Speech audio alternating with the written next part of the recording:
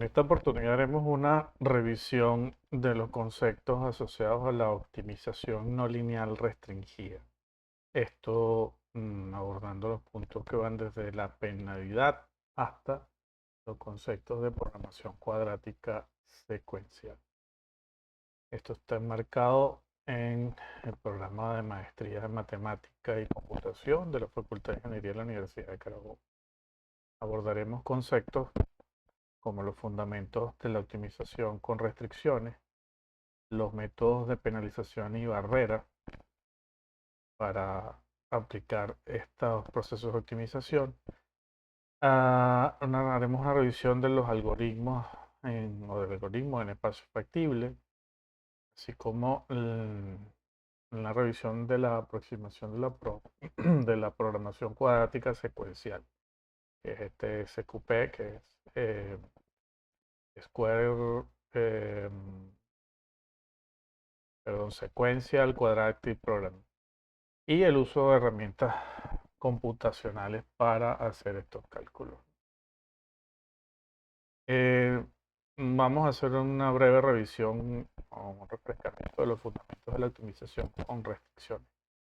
El problema de la programación lineal corresponde a los conceptos asociados a la optimización de una función objetivo que tiene al menos una restricción impuesta sobre las variables decisorias y que además presenta una naturaleza no lineal.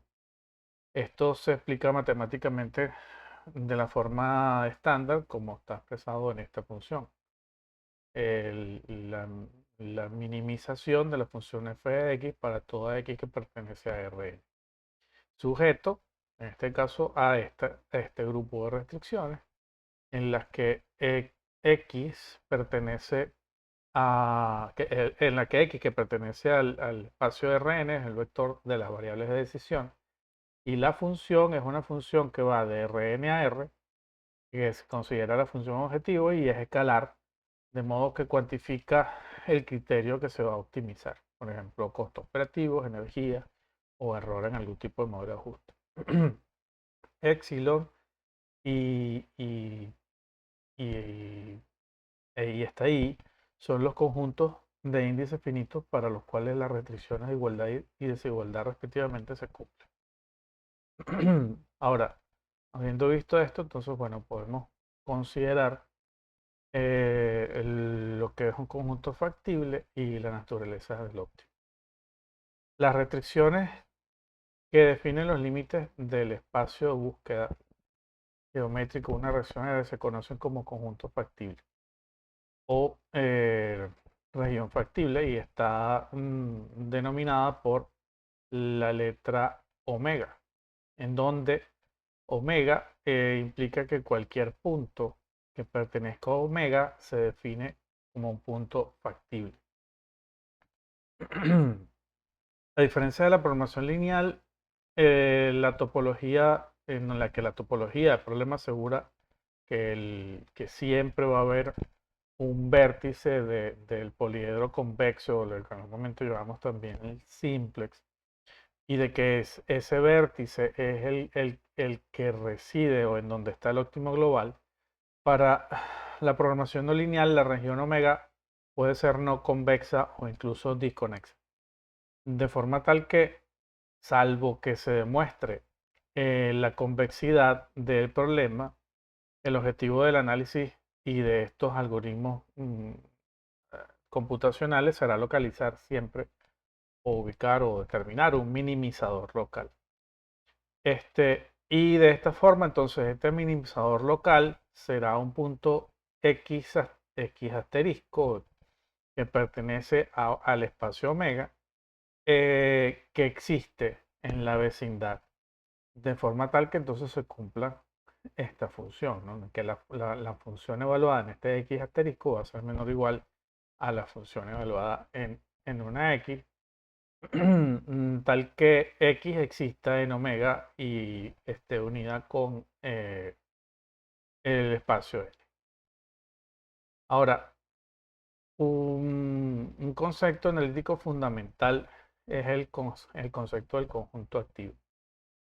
Em, para cualquier, esto lo que quiere decir es que para cualquier punto factible X, con una restricción definida por C sub i de X menor o igual que cero, se define como activo si se cumple con estricta igualdad. Es decir, que esta función o esta restricción va a ser siempre igual a X, a cero, perdón. Si C sub i de X es menor que cero, entonces la restricción es inactiva y por lo tanto no restringe el movimiento en el espacio de las variables que se están estudiando. Ahora, las restricciones de igualdad,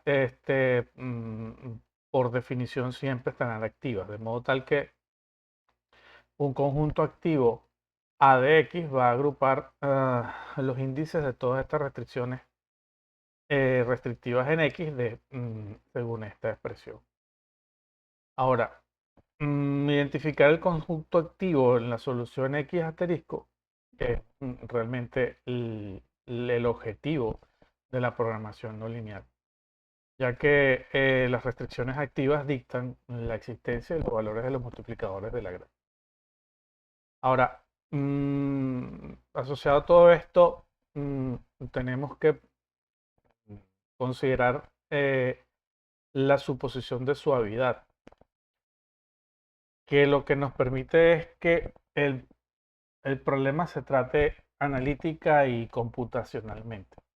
De esta manera, entonces, se exige como hipótesis de trabajo que las funciones f y c sub i sean suficientemente suaves, o sea, no sean funciones abruptas o con cambios violentos. Específicamente funciones de clase C2. Esto, por lo tanto, implica que las derivadas primera y segunda parciales de esta función son continuas en todo su dominio. Esta exigencia lo que garantiza es que existe el vector gradiente f de x y existe la matriz hessiana y además de esto son continuos. La función o la información de primer orden de los gradientes es, como ya sabemos, esencial porque es la que permite identificar la dirección en la que el descenso ocurre. Y de forma simultánea, la información de la hessiana de segundo orden, lo que nos permite entonces es validar o saber cuál es la curvatura local en el espacio en el que estamos trabajando. Por lo que entonces se permite la formulación de expansiones de serie de Taylor como motor principal para que los métodos de cómputo sean de convergencia rápida, como ocurre en el caso de las aproximaciones de Newton y la programación cuadrática secuencial. Ahora, las condiciones o unas condiciones de primer orden son las conocidas como las condiciones KKT, la condición Karush-Kuhn-Tucker, que forman o determinan el fundamento de la programación no lineal. Ellas representan las condiciones necesarias y bajo ciertas condiciones o bajo ciertas suposiciones de convexidad, representan las condiciones necesarias de primer orden para que estos puntos X asterisco sea un punto óptimo local. Estas son básicamente una generalización directa de los multiplicadores de Lagrange y extienden, por tanto, la teoría para acomodar restricciones de desigualdad. Para formular entonces estas condiciones, se introduce la función lagrangiana determinada por esta expresión, el lagrangiano de R a la n, el producto vectorial de R a la n por RP, que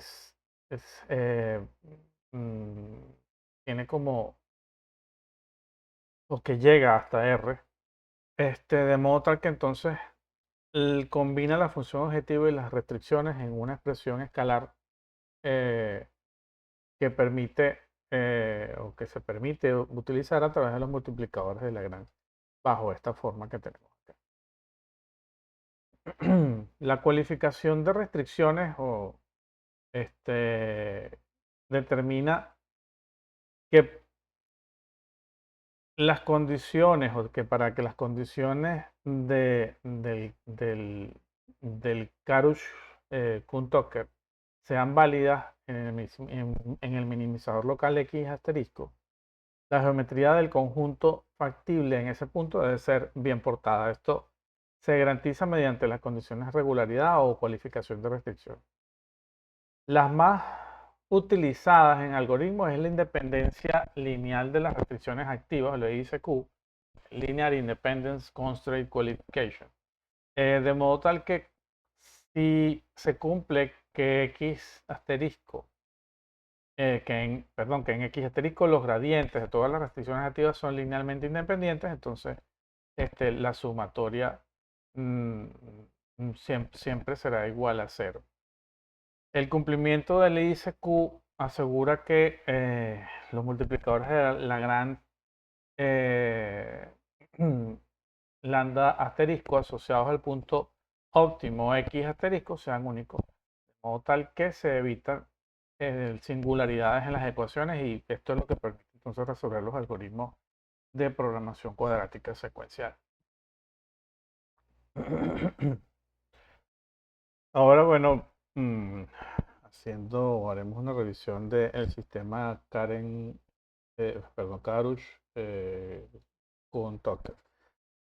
El fundamento es el siguiente teorema, ¿no? O sea, supongamos que X asterisco es un minimizador local de la programación no lineal, y de forma tal que satisface la independencia lineal de las restricciones activas en X asterisco. Entonces, si esto es así, existe un único vector de los multiplicadores de Lagrange lambda asterisco que pertenece al espacio RP, tal que se cumplen estas cuatro condiciones. O sea, hay un equilibrio de gradientes, que es lo que se conoce como estacionariedad. Lo que determina entonces que en el óptimo, la dirección de máximo descenso de la función objetivo gradiente de f de x asterisco no puede apuntar hacia el interior de la región factible, de modo tal que debe ser exactamente contrarrestado por una combinación lineal de los gradientes de las restricciones activas, formando entonces un cono normal. De una forma un poco más práctica, esto lo que implica que cualquier movimiento que haga disminuir a f de x forzosamente va a violar al menos una restricción. Ahora, la factibilidad primal es la segunda condición que debe cumplirse, y está determinada porque el punto X asterisco debe pertenecer al grupo o al conjunto factible omega. Otra que ninguna optimización tiene validez si se rompen las reglas de modelo físico o matemático impuesto. O sea, es obligatorio que este valor forme parte del grupo omega. La factibilidad dual implica que los multiplicadores asociados, los multiplicadores de Lagrange, que son los que forman el vector, asociados a las restricciones de igualdad pueden tener cualquier signo, pero debe cumplirse que para las restricciones de desigualdad de la forma menor o igual que cero, el multiplicador actúa como un precio sombra. La restricción de positividad asegura que la fuerza entonces restrictiva lleve la solución hacia el interior de la región factible y no que la aleje o la saque de ella. Y la cuarta condición es la complementariedad laxa o la complementary slackness, que entonces es la más crítica para el diseño de sistemas de resolución, porque determina o está definida por una restricción de desigualdad inactiva, en la que sui de x asterisco es menor que 0. Por lo que su multiplicador correspondiente debe ser 0. Entonces, el multiplicador lagrangiano para el lambda sui asterisco es igual a 0, indicando entonces que la restricción no ejerce influencia local sobre el óptimo. O sea, ella no mueve este punto en ninguna dirección. Por el contrario, si el multiplicador es estrictamente positivo, el multiplicador de Lagrange, lambda sub i asterisco, es mayor que cero, que es lo que implica, entonces la restricción es obligatoriamente activa, ya que c sub i de x asterisco va a ser igual a cero. Esta ortogonalidad entonces es la que permite a los algoritmos identificar iterativamente el conjunto activo A de X sub n. Ahora hablaremos un poco de los métodos de penalización y barrera. Las funciones de penalización externa, ¿qué son estas funciones? O sea, ellas tienen, o mejor dicho, ellas forman parte de la filosofía detrás de los métodos de penalización. Y esta no es más que reemplazar un problema de optimización con restricciones duras por un grupo o una secuencia de problemas irrestrictos. Esto entonces se obtiene modificando la función objetivo original, agregando un término de penalidad que castiga de forma severa a los puntos que violan las restricciones.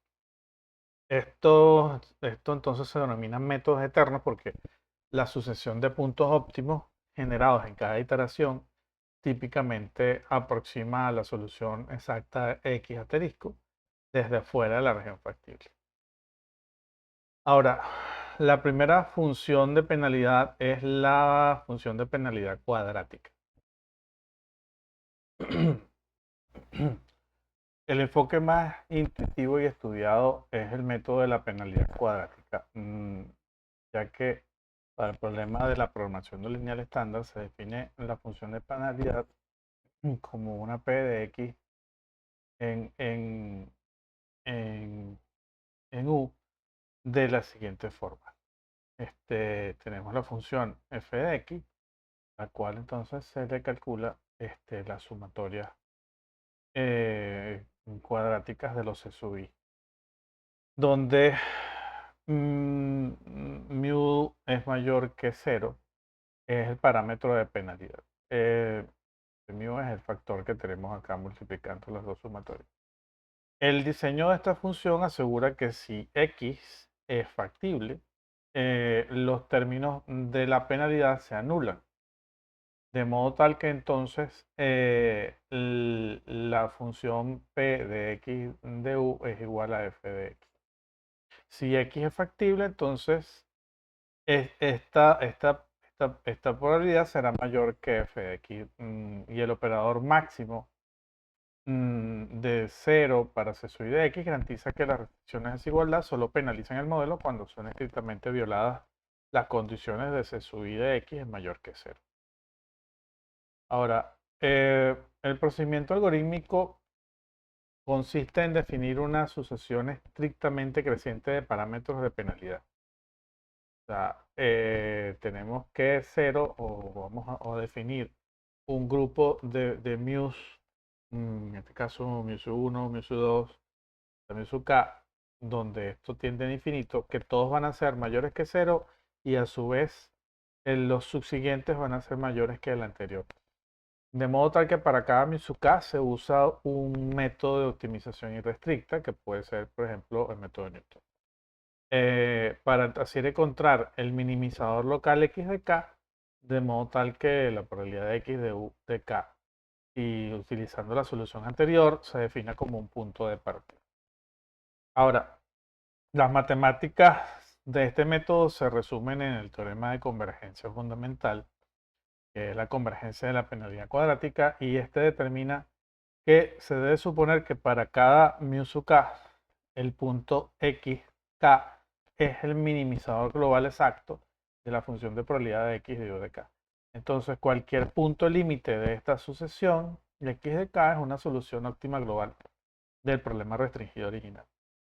Esto asegura entonces que los mínimos globales no siempre serán posibles debido a la no convexidad, pero resultados similares se sostienen para minimizadores locales bajo las condiciones de Karush-Tucker.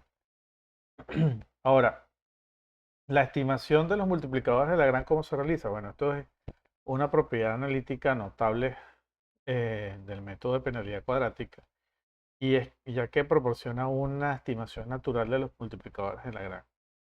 Si derivamos la función de penalidad, considerando solo las restricciones de igualdad para simplificar, entonces la condición de estacionariedad del problema irrestricto es, en caso n, estará determinada por el gradiente de la función de penalidad xk y u de k.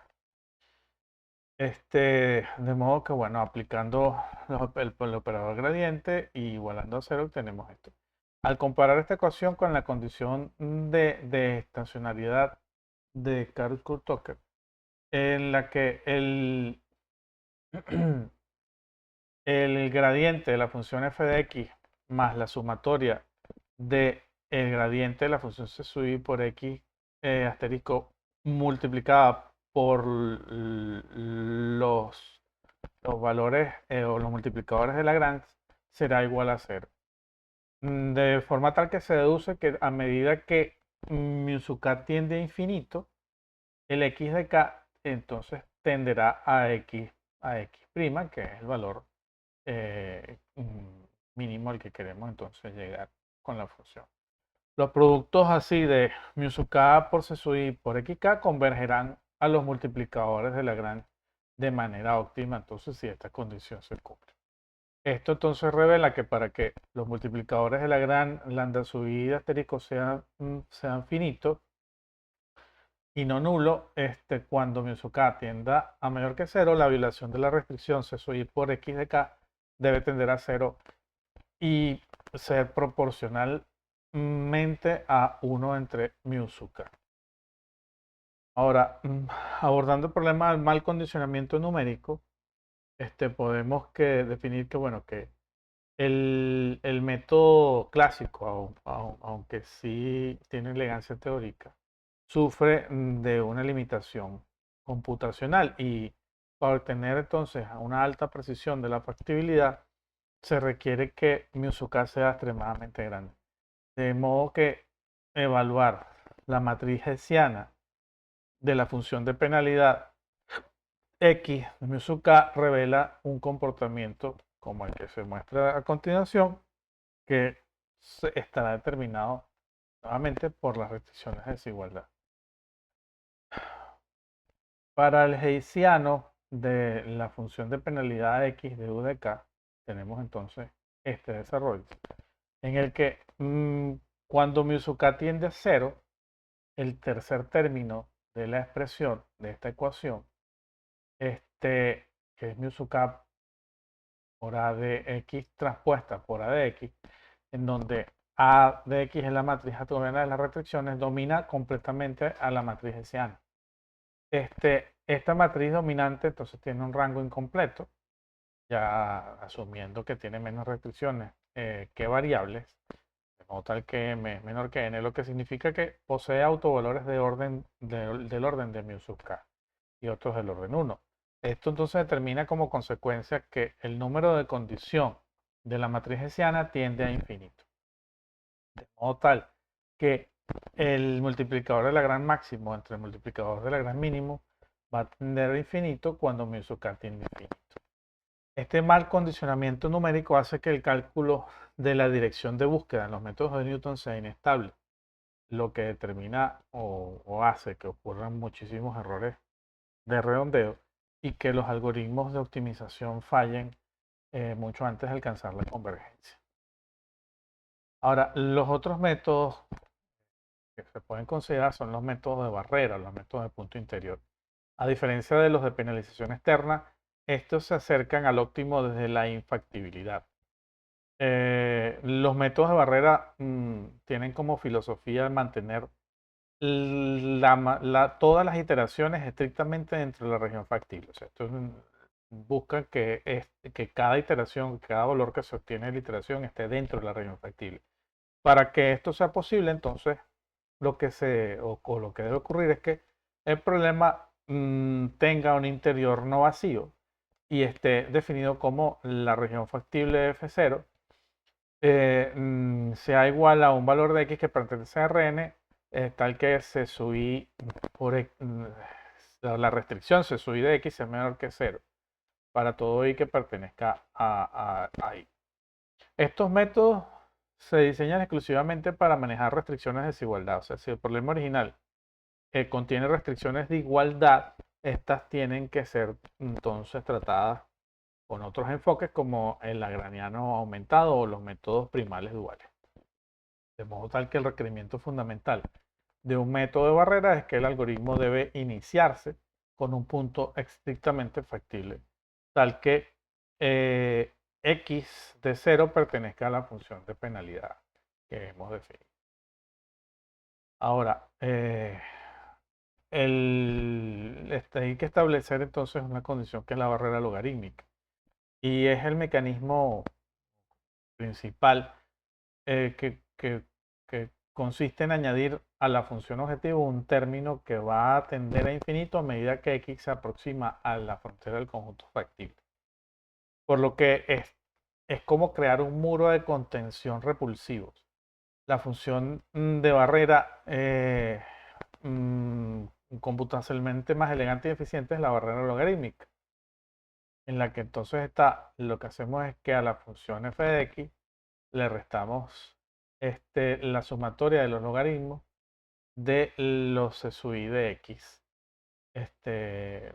para todo el espacio en estudio, de modo tal que los tita sean mayores que 0,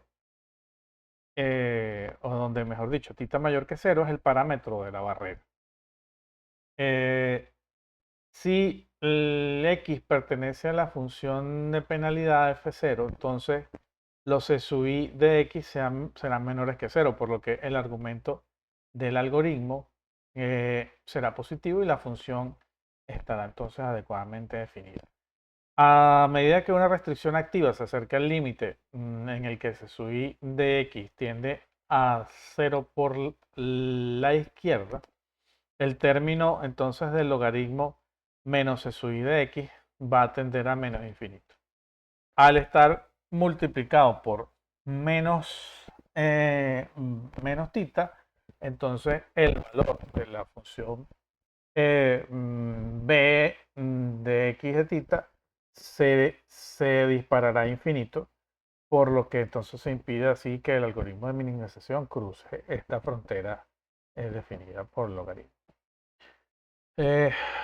Ahora, la trayectoria central es el procedimiento algoritmo o algorítmico que consiste en resolver una secuencia de problemas de minimización irrestricta, de forma tal que una sucesión estrictamente decreciente de parámetros tita sub 0 va a ser mayor que tita sub 1 y así sucesivamente mayor a tita de k con tita que va a tender a 0. Para cada tita de k, el minimizador restricto será o se denota como x asterisco de tita de k y representando entonces un punto de equilibrio entre minimizar f de x y mantenerse alejado de la frontera. A este conjunto continuo entonces de minimizadores x asterisco de tita parametrizados por tita, entonces se le conoce como trayectoria central, en donde matemáticamente se puede demostrar que a medida que tita tiende a 0, la trayectoria central va a converger suavemente a una optimización del problema restringido original de x, de x asterisco. Entonces podemos, bueno, hacer la revisión de la recuperación de multiplicadores y complementariedad. De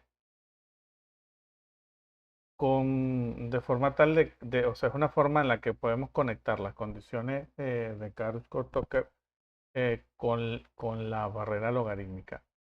Si el gradiente de la función barrera está definido como el gradiente de la función f de x menos la sumatoria de los inversos de c sub i de x multiplicados por el gradiente de los c sub i de x, en el minimizador del subproblema irrestricto de x asterisco de tita, la condición de estacionalidad entonces exige que el gradiente de esta función barrera va a ser igual a 0.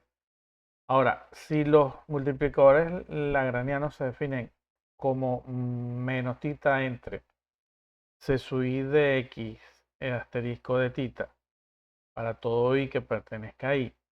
Entonces, esta condición que tenemos acá se puede reescribir, o la condición de estabilidad de barrera se puede escribir de la siguiente manera, ¿no?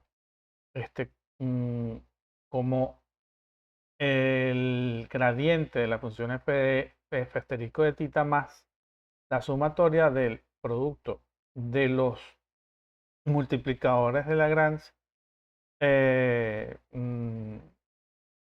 lambda sub i de tita por el gradiente de C sub i de x asterisco de tita igual a 0.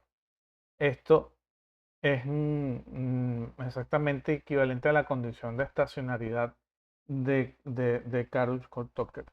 Además, entonces, que ya que sabemos que x asterisco de tita es estrictamente factible, de modo que C sub i es menor que 0 y que tita es mayor que 0, entonces se garantiza que el producto de los multiplicadores de Lagrange de lambda sub i de tita van a ser mayores que 0, por lo que se cumple la factibilidad dual.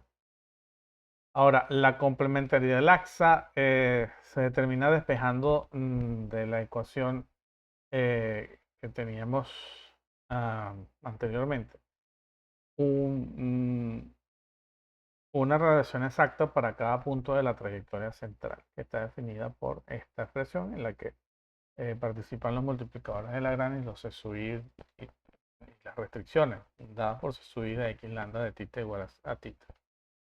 A medida que el algoritmo entonces progresa y el parámetro tita tiende a 0, entonces esta expresión converge de forma natural a 0.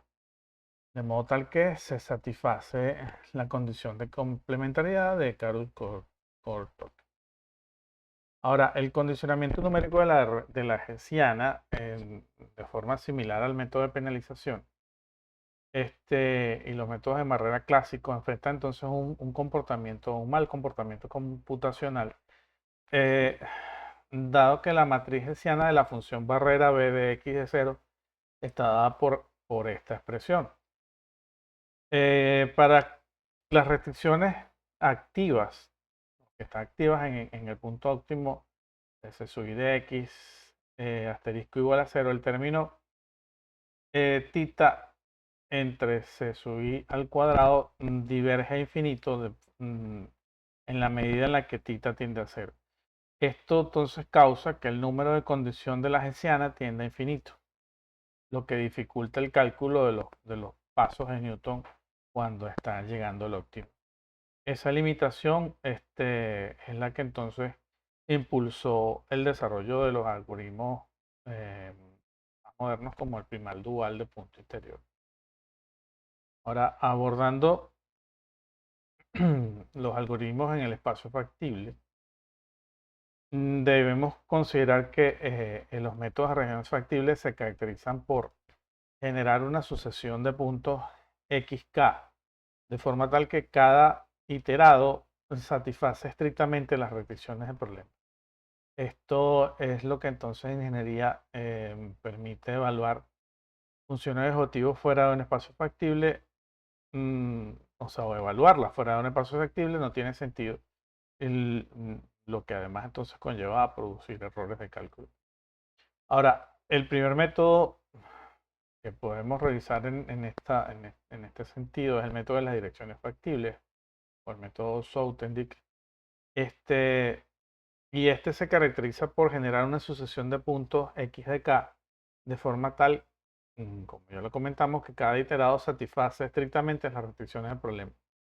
El enfoque propuesto por Sloterdijk consiste en encontrar que en cada iteración x de k una dirección d de k que de forma simultánea reduzca el valor de la función objetivo y mantenga la factibilidad del punto, seguido de una búsqueda lineal a lo largo de esa dirección. O sea, la definición o la dirección factible de descenso está determinada por un vector B, un vector D, que es una dirección o que es la dirección factible de descenso en la que X, que pertenece a omega, si existe un escalar alfa de 0 mayor que 0, tal que x más alfa por d pertenezca a omega, y de esta forma entonces la función evaluada en x más alfa por d sea menor a la función f de x para todo alfa que pertenece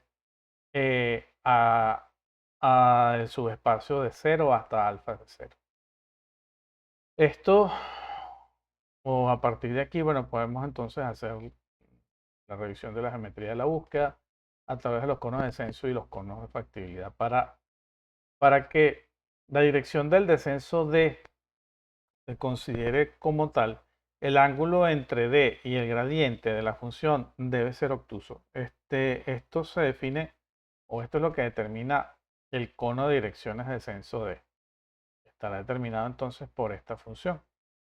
Simultáneamente, la dirección no debe forzar el iterando a salir de la región factible. O sea, esta dirección debe mantener el iterado en la región factible.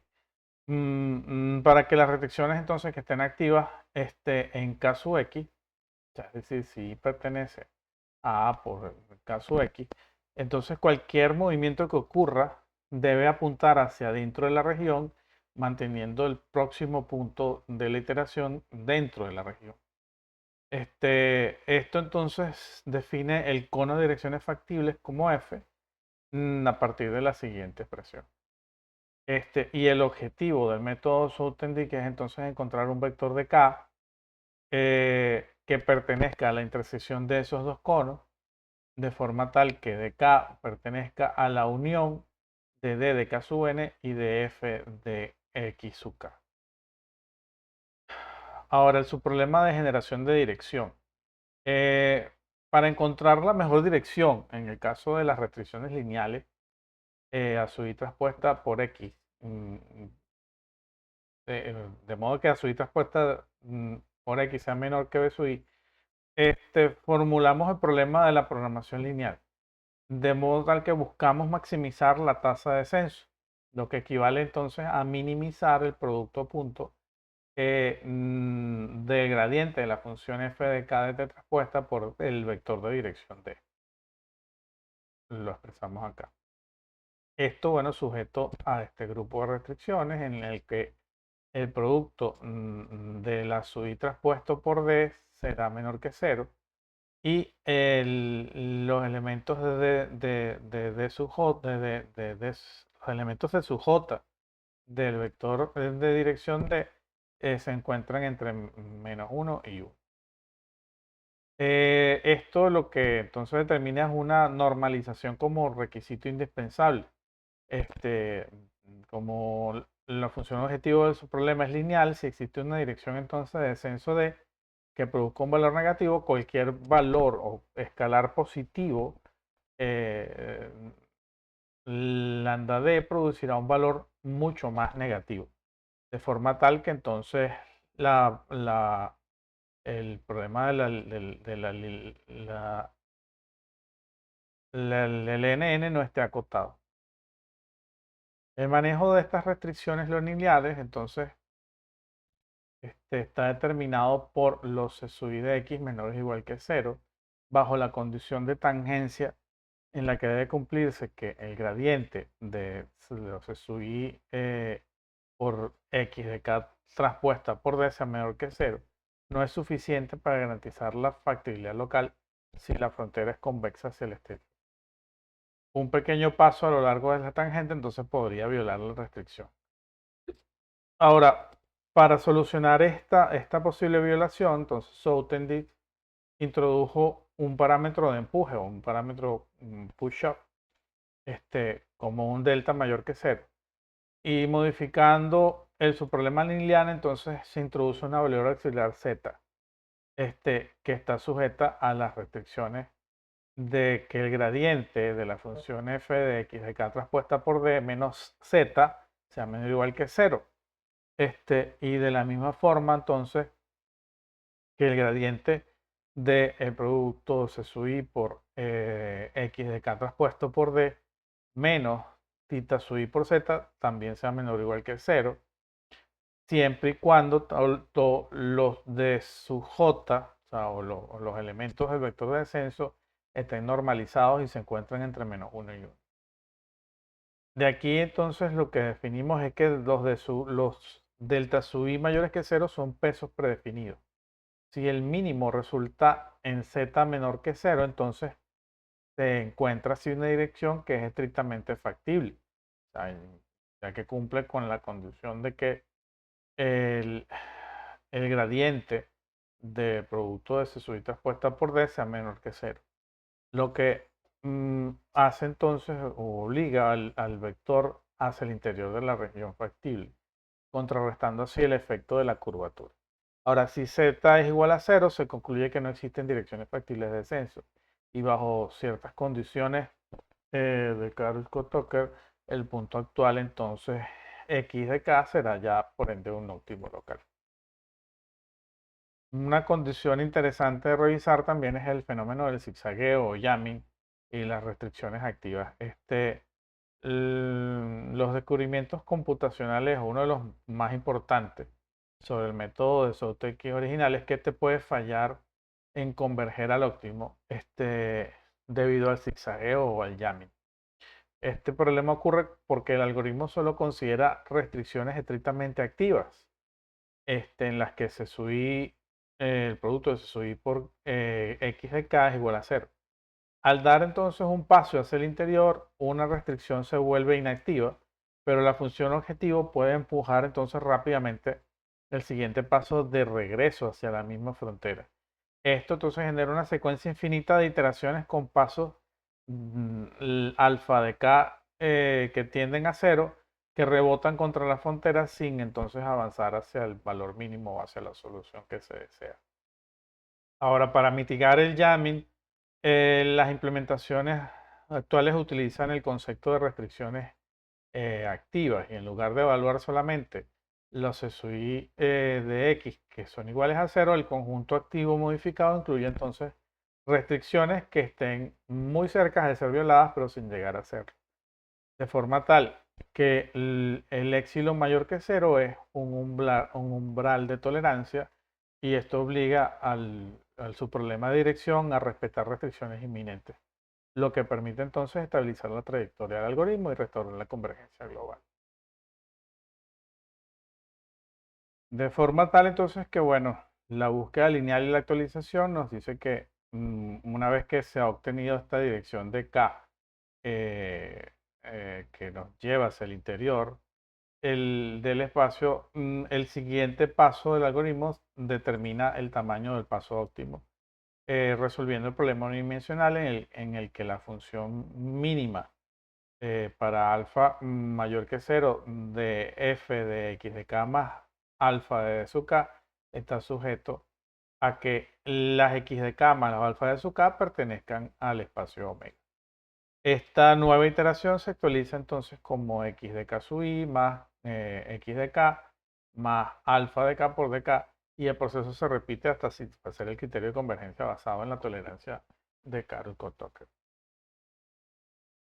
Ahora, el gradiente reducido generalizado es un método desarrollado por Philip Wolff para restricciones lineales y después generalizado por Jenna Bean y Jay Carpenter para restricciones no lineales. Esta es una técnica de eliminación de variables y la filosofía central es proyectar el problema original que reside en un espacio de dimensiones n sobre un subespacio factible de dimensiones n menos n, operando únicamente sobre un conjunto de variables independientes. Ahora, la derivación analítica y el caso lineal. Si analizamos un problema con restricciones de igualdad lineales, este, que ya conocemos, el producto A de la matriz A por X igual a B, donde A pertenece a todas las matrices reales de N por M, de M por N, perdón, y tiene un rango completo M con M menor que N. Entonces, si particionamos el vector de variables X en M variables dependientes o básicas X sub E y N menos M variables independientes o no básicas X sub N, entonces podemos reescribir la ecuación matricial de la siguiente forma.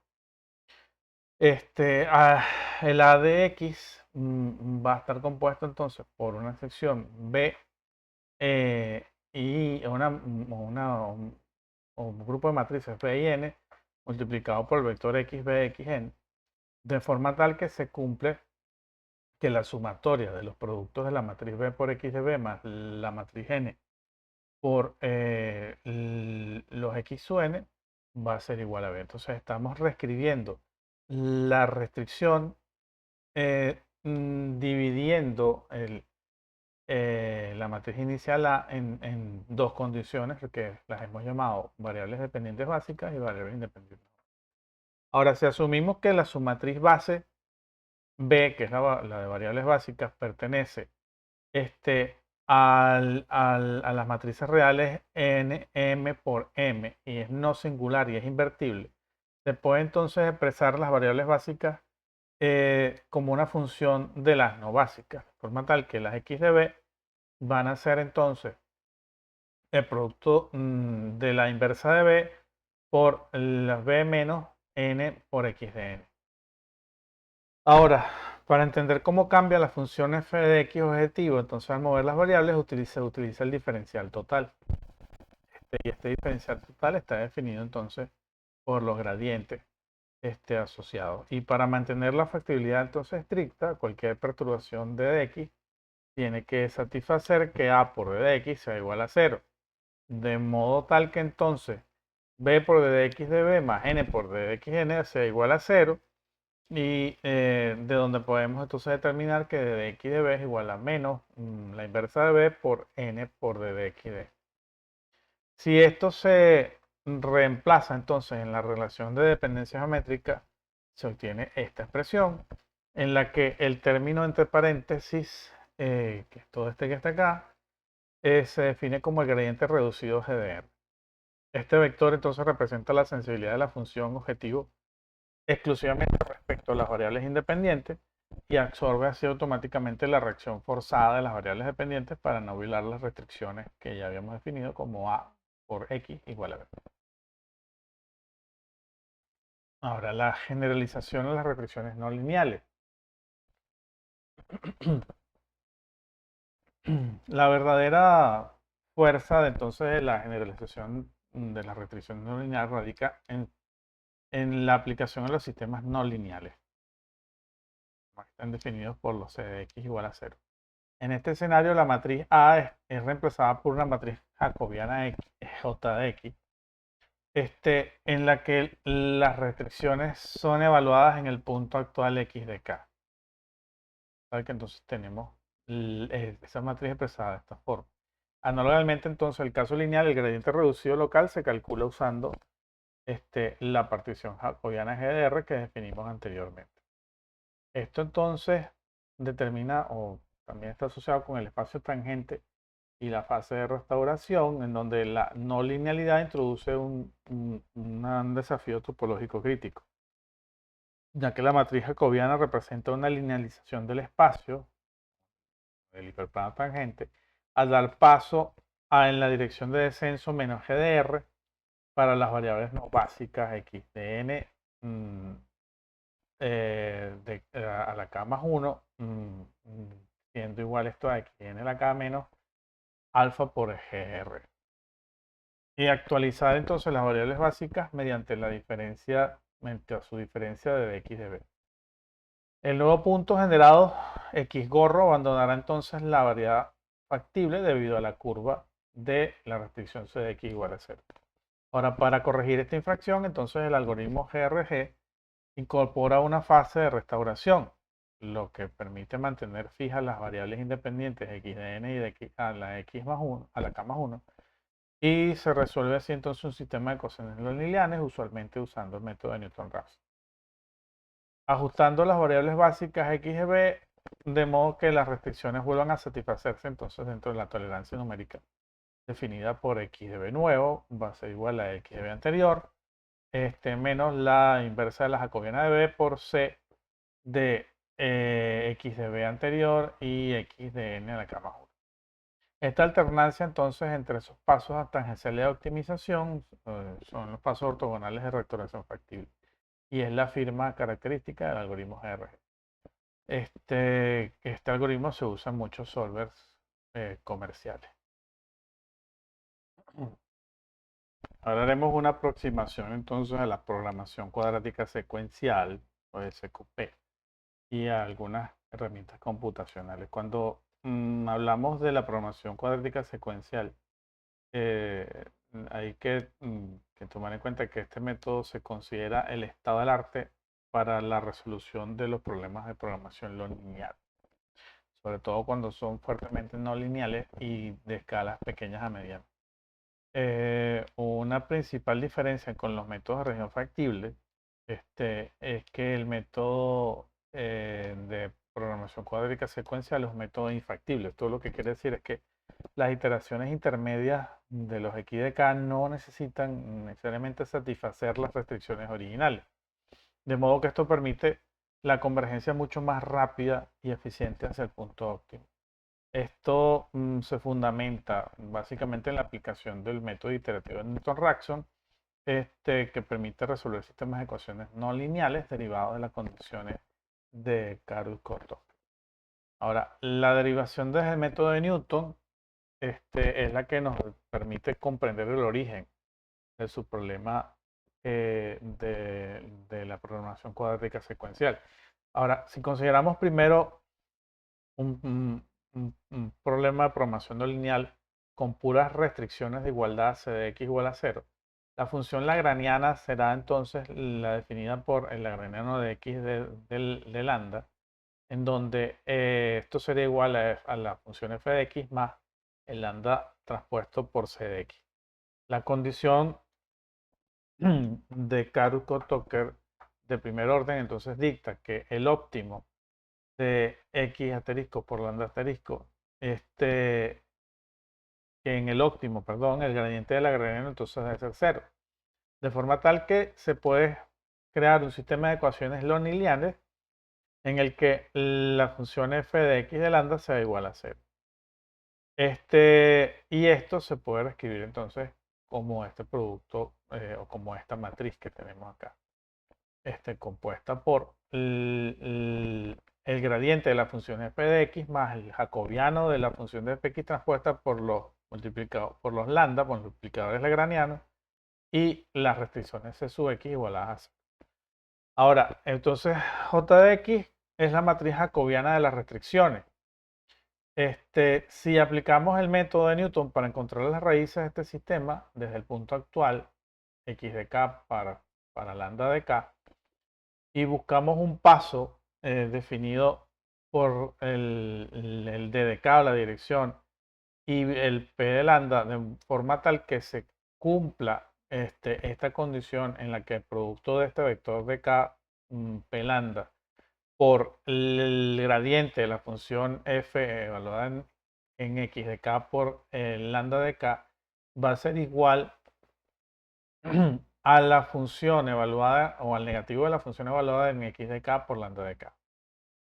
Ahora, si calculamos entonces el jacobiano del sistema Kármán-Korthoff, se obtiene entonces el sistema de Newton definido por este producto de matrices. Ahora, el descubrimiento da origen entonces a la programación cuadrática secuencial, y es que el sistema de ecuaciones de Newton es matemáticamente idéntico a las condiciones de optimalidad de un problema de optimización cuadrática. Ahora, ¿cuál es el subproblema de la programación cuadrática? Que bueno, generalizando para incluir restricciones de desigualdad, en la iteración K, el paso de K, o sea, el vector de dirección, se calcula resolviendo un subproblema estricto de la optimización cuadrática. Y es que es minimizar la función del producto del vector de direcciones transpuesto por la jacobiana de K por el producto del vector de direcciones más el gradiente de la función f de k transpuesta por d. Esto siempre sujeto entonces a la linealización de primer orden de las restricciones originales. Ahora, la solución de este subproblema da no solamente la dirección de búsqueda de k, sino que los multiplicadores de Lagrange también asociados a las restricciones lineales se utilizan como una nueva estimación para los multiplicadores de Lagrange próximos o definidos por el K más 1 en la siguiente iteración. Ahora, la aproximación a las hessianas y la actualización BFCG amortiguada. La matriz hessiana HDK representa una aproximación de la hessiana del lagrangiano original, de forma tal que la función de lagrangiano o la hessiana de lagrangiano exacta suele ser prohibitivamente costoso y imposible. Y además la mantiene lejos del óptimo, de modo que la hessiana exacta puede no ser definida positiva, lo que haría que su problema QP fuera no convexo y extremadamente difícil de resolver.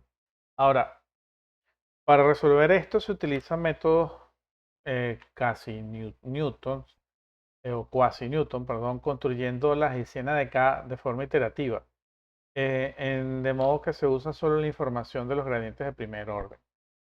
Y la fórmula más exitosa es la actualización de Broyden-Freider-Goldbach-Shannon, o BFGS, para garantizar que la hessiana de K se mantenga siempre simétrica y definida positiva. De forma tal que entonces se asegura que QP tendrá un único valor global. Ahora, verificando o revisando la convergencia global y la función de mérito, sabemos entonces que dado que el paso de Newton completo de dk puede excederse, el dk, el vector de direcciones, puede excederse, se realiza una búsqueda en la que x de k más 1 sea igual a x de k más un alfa de k por el valor de dk de este vector de direcciones. Y el problema es ¿no? ¿Cómo decidimos si el paso alfa de k es bueno si estamos fuera de la región factible? Una disminución de f de x podría entonces lograrse a costa de violar severamente restricciones. Y para entonces evaluar el paso, el método de la programación cuadrática secuencial emplea una función de mérito que normalmente, o típicamente la función de penalidad L1 exacta está definida de esta forma. Se muestra que la dirección obtenida, entonces, por el QDP del vector de K es siempre una dirección de descenso, para que la función de mérito siempre sea parámetro de penalidad mu, de modo que sea lo suficientemente grande.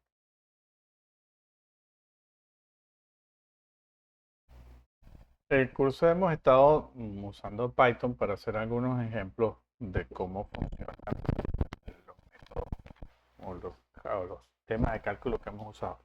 Pero en esta oportunidad vamos a hablar específicamente de la función fmin_con en MATLAB. Siendo, bueno, MATLAB el entorno de cálculo por excelencia cuando se requiere cálculo avanzado o hacer operaciones que requieren mucha capacidad de cómputo. MATLAB proporciona entonces el solver fmin_con dentro de su toolbox de optimizaciones como una herramienta principal para resolver problemas de programación no lineal restrictiva.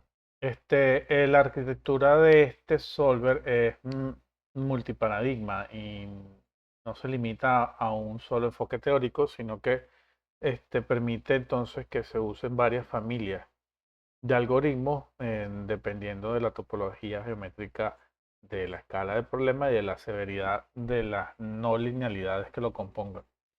Está compuesto básicamente, o sea, vamos a ver tres de sus componentes. El primero de ellos es el algoritmo interior point o de punto interior. Que es el algoritmo predeterminado por el software y el más versátil. Representa una implementación de los métodos de barrera que convertamos en el capítulo 2, específicamente formulado como método primal dual de punto interior. Ahora, en lugar de resolver el problema de barrera inexactamente y luego reducir el parámetro delta, este algoritmo aplica los pasos de Newton directamente sobre el sistema de ecuaciones de Charcot-Tolkien perturbado, donde la condición de complementariedad ortogonal se relaja de forma intencional. De modo que los multiplicadores lagrangianos y por las restricciones de sub y de x van a ser iguales a menos, eh, menos lambda. Destaca por dos características. Es masivamente escalable, o sea, es capaz de manejar problemas de decenas de miles de variables mediante el uso de álgebra lineal dispersa. Ahora, cuando las matrices jacobianas son demasiado grandes para ser factorizadas, entonces además utiliza métodos iterativos de subespacios de Krylov para calcular el paso de Newton. Y además de esto, tienen como característica también la robustez topológica, ya que incorpora mecanismos de regiones de confianza que permiten cruzar áreas donde la matriz hessiana no está definida de forma positiva, lo que garantiza así la convergencia global mediante las funciones de mérito o filtros de factibilidad. El siguiente algoritmo que forma parte de este paquete o de este solver de MATLAB es el algoritmo SQP, que es el algoritmo de programación cuadrática secuencial. Este implementa de forma fiel lo descrito en la sección 4.1 de este documento. Y esto es que en cada iteración principal linealiza las restricciones y aproxima la hessiana de Lagrangiano para resolver entonces un subproblema de programación cuadrática utilizando rutinas de álgebra lineal densa. ¿Cómo hace esto? Bueno, a través de eficiencia en las evaluaciones. Este método es excepcionalmente eficiente en términos del número de evaluaciones de la función objetivo. Si evaluar f de x requiere simulaciones costosas, como análisis de elementos finitos o resolución de estados complejos, el SQP suele ser una elección empírica superior para estos casos. También, bueno, el seguimiento estricto de restricciones, que a diferencia del interior point, el algoritmo de programación cuadrática secuencial es estricto con el tamaño del paso durante la búsqueda lineal, lo que asegura que la función de mérito entonces disminuya de forma monótona en cada iteración. Y, bueno, la maldición de la dimensionalidad es que dado un problema de programación cuadrática y la matriz quasi-Newton hessiana de K se maneja de forma densa en la memoria RAM y ese algoritmo escala pobremente, de modo que se restringe a problemas de escala pequeñas a medianas. El algoritmo de conjunto activo entonces es un algoritmo que funciona como puente histórico entre los métodos de espacio factible y los métodos de SQP. La filosofía se centra en estimar iterativamente las restricciones de desigualdad mientras estén activas el óptimo. La mecánica computacional es que en cada iteración se asume que un subconjunto de restricciones activas conforma un sistema de igualdades y calcula un paso sobre esa variedad. Si una restricción inactiva es violada durante la exploración espacial, esta se añade de inmediato al conjunto activo. Inversamente, si el multiplicador de Lagrange asociado a una restricción activa se vuelve negativo, la restricción se libera. ¿Dónde es ideal hacer esto o usar esto? Bueno, cuando se muestra una velocidad de convergencia asombrosa, cuando el punto óptimo final es presionado fuertemente contra el número pequeño de restricciones o cuando el problema posee una gran cantidad de restricciones lineales, pero muy poca linealidad.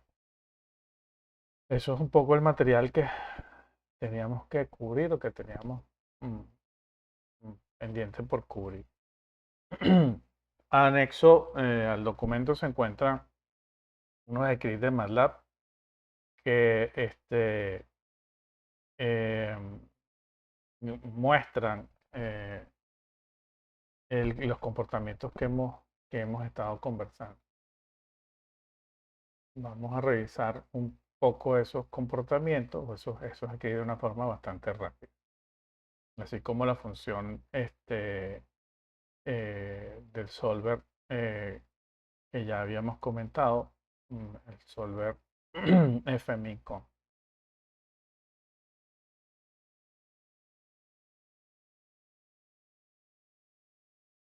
Bueno, aquí entonces tenemos el script cargado del solver comentado. Y vamos a ejecutarlo para ver el resultado.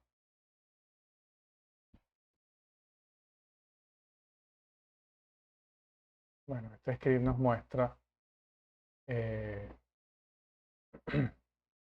justamente cómo el punto factible, que es este punto violeta, se obtiene o se llega a él a partir de un punto óptimo local que está en la frontera, donde las fronteras están definidas para este caso por el segmento rojo y por la línea azul. Este, no nos vamos a detener mucho en cómo hace esto, pero bueno, al final es la aplicación de las funciones gradientes, los análisis que hemos realizado un poco.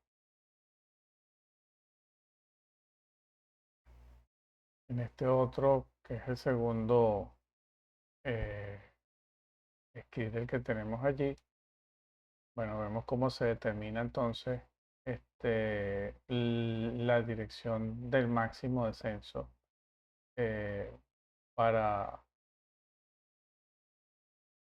para este grupo aquí también de restricciones.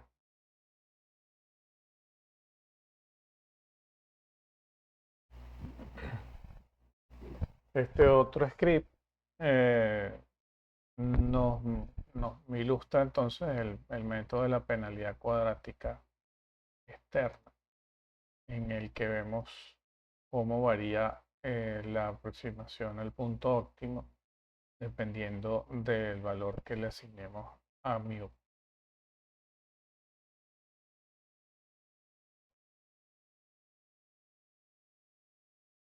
Este otro script entonces es el que nos define el método o nos muestra, o nos ilustra el método de la barrera logarítmica. Es el que nos mantiene entonces el sistema en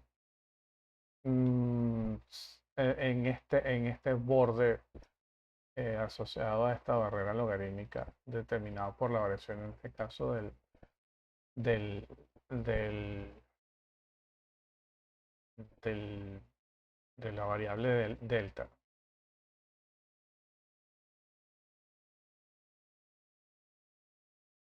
Este otro script es el que nos determina el método de Soudenkit, que es el método de los conos.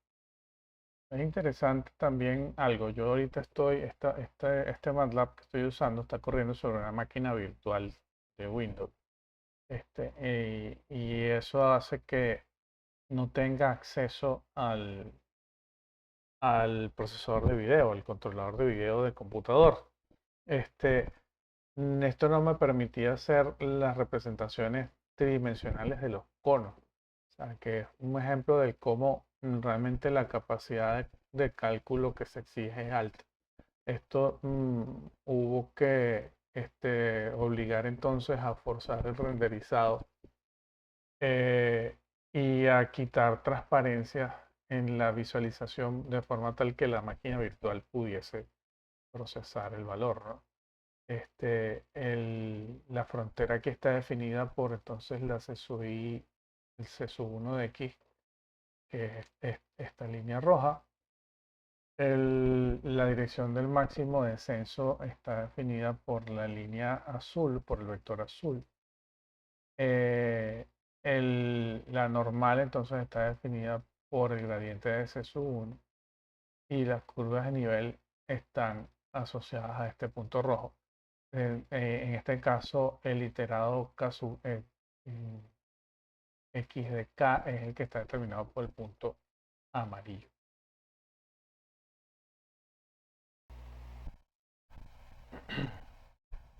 Este es el otro script que determina entonces el paso tangente y la fase de restauración. El paso tangente hace una iteración asociada a la tangente de la restricción, que es la curva roja. Y él entonces nos lleva a un punto que está fuera de la curva roja, pero el, el operador de Newton entonces restaura o nos lleva el siguiente punto de la iteración nuevamente a la curva factible o a la curva que está asociada a las restricciones igualadas a cero, que es la que ocurre con este segmento violeta que está aquí en la gráfica. Este otro skit es el que nos muestra el método de programación cuadrática secuencial. Este, aquí.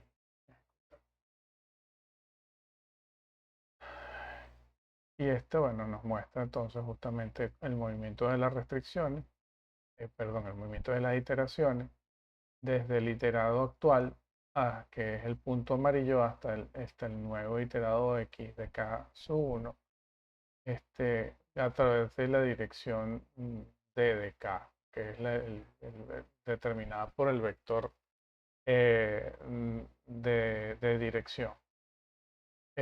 Las restricciones en este caso, bueno, están determinadas por el círculo rojo, que son los C sub x o los C de x menores que 0, y la restricción linealizada en KDN, en x de k, que es la línea violeta. Y por último, bueno, tenemos un script que hace la comparativa de los tres algoritmos del fmin con la función de MATLAB para optimización.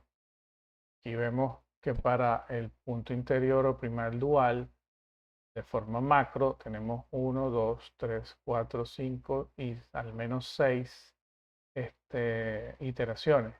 El modelo cuadrático secuencial tenemos 1, 2, 3, 4, 5, probablemente un sexto también más pequeño. Y para el conjunto activo, activo y side, tenemos 1, 2, 3, 4 y 5. Y aquí también con aplicaciones más pequeñas. Si nos damos cuenta, en el caso de este ejemplo, el cuadrático tiene mucho menos jagging que los otros dos, ¿no? Y nosotros nos aproximamos aquí de una forma más micro. Bueno, podemos comparar también qué tanto, cómo se comporta este jagging en cada uno de los casos, ¿no? Si nosotros vemos ahora el resultado aquí del Command Windows, vemos que la evaluación del FMICON en los tres paradigmas nos da iteraciones. La cantidad de iteraciones es similar, ¿no? O sea, para el algoritmo interior post tenemos 9 iteraciones. Para el SQP tenemos 8 y para el ATIC tenemos 9. Pero sí hay una diferencia en la cantidad de evaluaciones que se realizan de la función. Para el primer caso, o el que realizó mayor cantidad de cálculos, fue el interior point con 32, después el SQP con 31 y el ActiveSet con 28, de forma tal que el ActiveSet sería tal vez el más eficiente en esto. Todos terminan llegando al mismo punto óptimo, pero bueno, unos realizan mayor capacidad de cómputo o de cálculo que otros.